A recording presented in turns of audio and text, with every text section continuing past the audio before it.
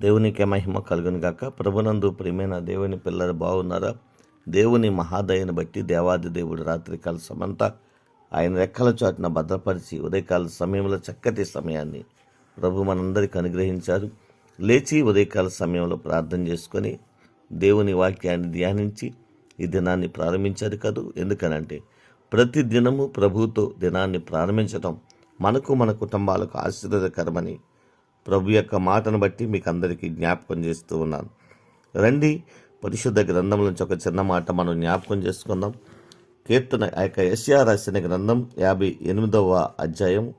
ప్రియమైన దేవుని పిల్లరా, దేవుని వాక్యముల నుండి 11వ వచనం. యెహోవా నిన్ను నిత్యము నడిపించను, క్షేమకాలమున ఆయన నిన్ను తృప్తిపరిచి నీ ఎముకలను బలపరచును. నీవు నీరు కట్టిన తోటవలెను ఎప్పుడు నువ్వు ఉబుకుచుండు నీటి ఓటవలెను ఉండెదవు. దేవునికి మహిమ కలుగునుగాక.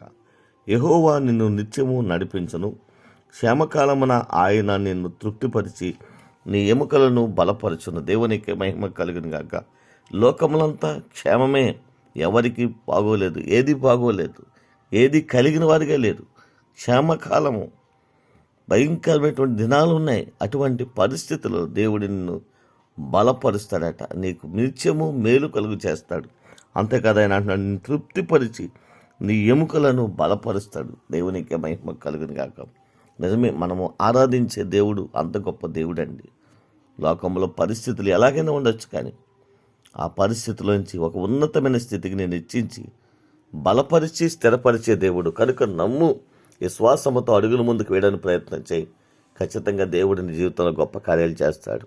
అటువంటి విశ్వాస జీవితాన్ని పరిశుద్ధాత్మ దేవుడు మనందరికీ అనుగ్రహించి నడిపించునుగాక. ఆమేన్. కృపా సత్య సంపూర్ణమైన మా తండ్రి, కృపామయుడమైన మా దేవ, నీకు వందనాలు, స్తోత్రాలు. ఈ ఉదయకాల సమయంలో స్థానిక సంఘాన్ని, గ్రామాన్ని కూడా దీవించండి, ఆశీర్వదించండి. బిడ్డలు చేస్తున్న వ్యవసాయములను, చేతి పనులను, వ్యాపారములను, ఉద్యోగములు కూడా దీవించండి. దేవా, నీ కృపలో బలపరచండి. ప్రభువా, వివాహాల కొరకు ఎదురు చూసిన బిడ్డలకు వివాహాలు సిద్ధపరచండి. గర్భఫలం కొరకు కన్నీళ్లు కారుస్తున్న బిడ్డలకు గర్భఫలం దయచేయండి. ఈ దినాన్ని చక్కటి పుట్టినరోజు వేడుకలు చేసుకుంటూ నిన్ను గణపరుస్తున్న వారిని కూడా గణపరచండి. వారికి రావాల్సిన నిరంతర ఆశీర్వాదాలు సమృద్ధిగా నీ నామంలో అనుగ్రహించండి. ప్రభువా, అయా నీ సన్నిధిలో ప్రతి ఒక్కరిని దీవించండి. మా దేశాన్ని, ప్రపంచ దేశాన్ని కూడా దీవించండి.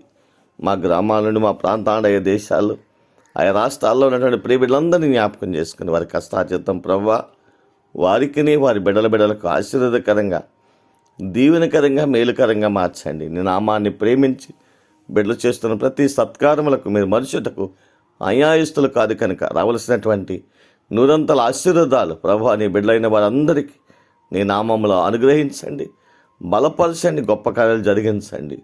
దేవా, ఈ దినాన్ని ఎవరైతే బలహీనులుగా ఉండి లేవలేని స్థితిలో ఉన్నారో అందరినీ కూడా జ్ఞాపకం చేసుకున్నారు. రావాల్సిన నూరంతల ఆశీర్వాదాలు ప్రభువా వారి బలహీనతలను వారిని లేవనెత్తి ఆరోగ్యం ఇచ్చి నడిపించి ఉన్నతమైన కార్యాలు ప్రతి ఒక్కరి జీవితాల్లో జరిగించి మీరే ఘనత, మహిమ, ప్రభావాలు పొందుదరని యేసయ్య పరిశుద్ధమైన శ్రేష్టమైన నామలో ప్రార్థించి స్తుతించి ఈ దినాన్ని మీకు అప్పగించి ప్రారంభిస్తున్నాము తండ్రి.